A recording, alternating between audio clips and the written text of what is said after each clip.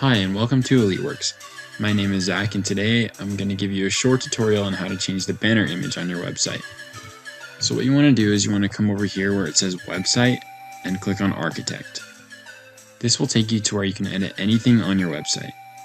So to change the background image, we want to click on this section right here and click on the section, and then this is the styles menu right here. So we click on this and it will open up the styles menu where you can change anything about this section. Since we're changing the background image, we just want to click background, go to background image and click change. From here you can select the background image that you want in your file manager.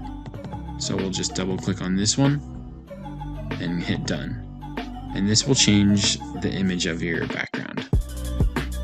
Now that we've changed it, you just want to hit publish, confirm, and then when you go to your website, you just click refresh, and you'll see that the background image has changed. That's it for this video, and we'll see you in the next one.